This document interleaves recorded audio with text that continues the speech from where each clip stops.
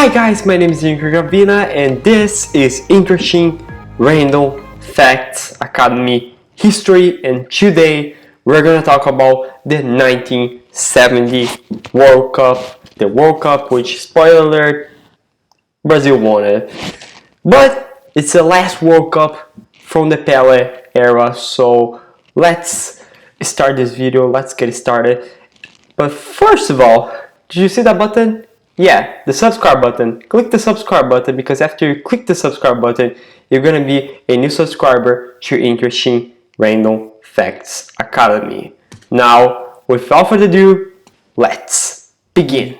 During the 1964 Olympics in Tokyo, Argentina and Mexico wanted to host the 1970 World Cup.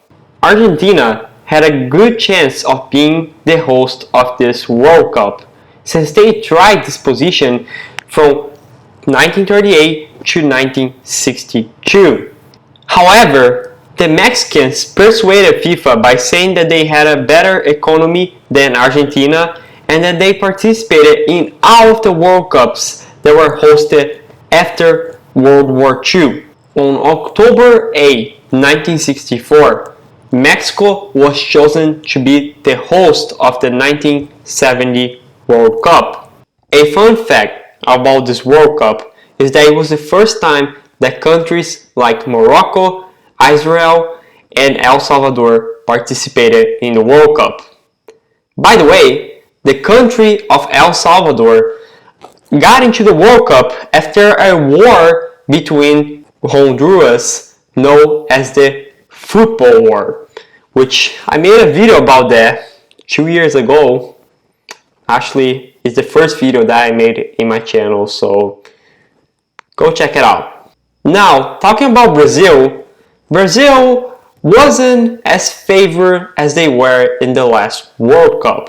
If you guys watch my YouTube shorts, you will know that Brazil did pretty awful in the 1966 World Cup, making them not favored to win in 1970.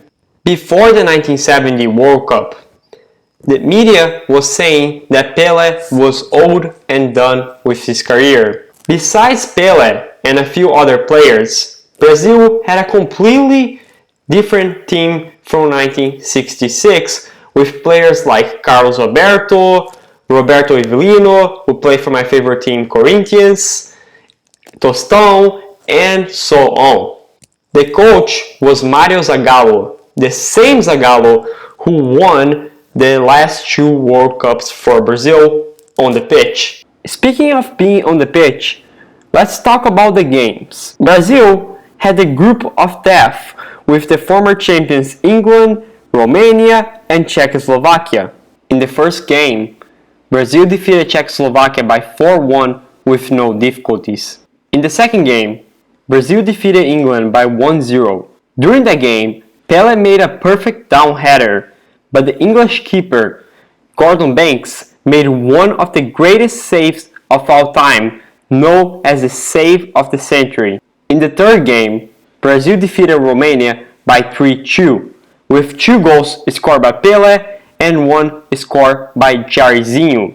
After winning all of the games in the group stage, Brazil defeated Peru in the quarterfinals by 4-2, with 1 goal scored by Rivelino, 2 by Tostão, and 1 by Jairzinho.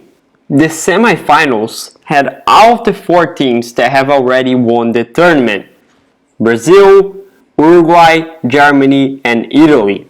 Brazil faced Uruguay and defeated them with 1 goal scored by Clodoaldo, 1 by Jairzinho, and another 1 by Rivelino. Brazil was in its 4th World Cup final against another country that had the same number of titles as Brazil at that time, Italy. However, Brazil showed why they won all the games in that World Cup by scoring the first goal with Pelé. Italy tied with Boninziga. But in the second half, Gerson scored 2-1 Brazil. After this goal, Brazil gave their World Cup final show by scoring the third goal with Jairzinho. And to finish strong, Pelé found Carlos Alberto, who scored his only but iconic World Cup goal, making the score 4-1 Brazil. The game was over, with Brazil winning their third World Cup title.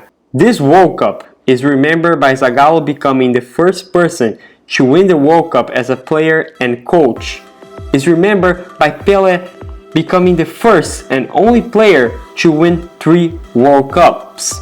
And it is remembered for having what many people consider to be the greatest team of all time, the Brazilian 1970 squad.